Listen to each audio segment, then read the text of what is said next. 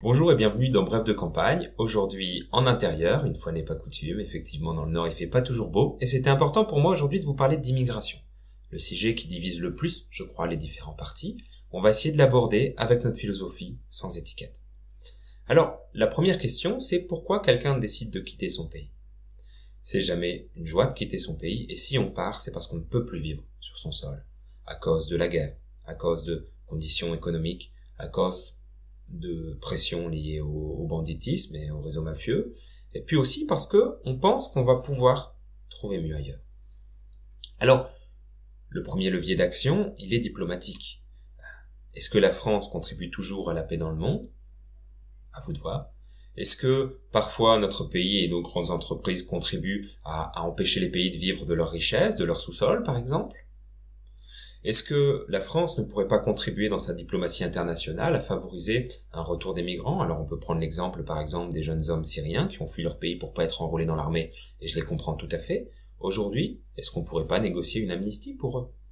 Et donc, premier volet, il est extérieur, il n'est pas intérieur. Volet extérieur, la diplomatie. Et ensuite c'est l'accueil.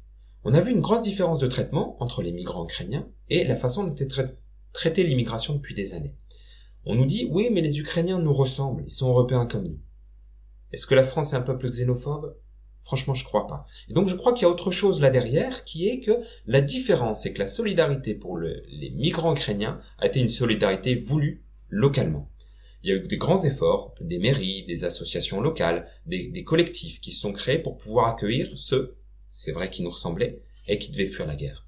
C'est vrai que c'est plus facile d'accueillir une femme avec des enfants que d'accueillir un jeune homme qui fuit la guerre de son pays. Mais, dans tous les cas, la volonté est la même. Et je crois que fondamentalement, on est tous d'accord pour pouvoir aider l'autre. Le problème, c'est que quand on en arrive à, et ça on promeut dans notre programme, la solidarité locale de contact, qui a un vrai sens et qui crée du lien, parce que quand vous arrivez dans une solidarité institutionnalisée, une solidarité d'État, un État-providence, vous faussez les règles. Et en fait, celui qui a cotisé, il trouve ça injuste qu'on lui prenne sans lui demander son avis. Et puis, même pour celui qui reçoit, les règles sont faussées. Quand vous arrivez, si on vous accueille vraiment, si on vous intègre, si on vous permet d'exercer votre talent, libérez, ça aussi c'est un programme de ce qu'on propose. Libérez les gens et laissez-les exercer leur talent. Au lieu de ça, si vous les prenez et que vous les parquez dans un HLM, et si vous les faites vivre uniquement des subsides de l'État, eh bien, vous faussez le jeu encore une fois. Vous entraînez une logique communautaire, puisque c'est quand même plus facile d'aller s'installer là où les gens ont notre culture, là où les gens parlent notre langue, que de s'installer dans un pays complètement étranger. C'est plus facile, et c'est d'autant plus facile que le coût de cette installation est porté non pas par la communauté locale, mais est porté par l'institutionnalisation, l'État. On passe un petit peu sur la logique partisane, toute cette logique qui promeut l'État-providence et qui favorise cette logique communautaire, sur une autre logique de l'autre côté qui veut que les étrangers soient responsables de tous les maux de la terre et qui viennent pour nous voler notre travail, pour nous voler nos femmes et pour créer l'insécurité. On passe sur une logique ultralibérale qui se sert de cette immigration pour peser à la baisse sur les salaires. On va vraiment se concentrer sur qu'est-ce qu'on peut faire, qu'est-ce qu'on peut proposer. Nous, ce qu'on propose, c'est le volet extérieur, diplomatique. Nous, ce qu'on propose, c'est accueillir vraiment l'autre. Si on est capable de l'accueillir, alors on le fait. Et quand on n'est plus capable de l'accueillir, il faut aussi savoir dire, là, on va pas pouvoir le faire dans de bonnes conditions.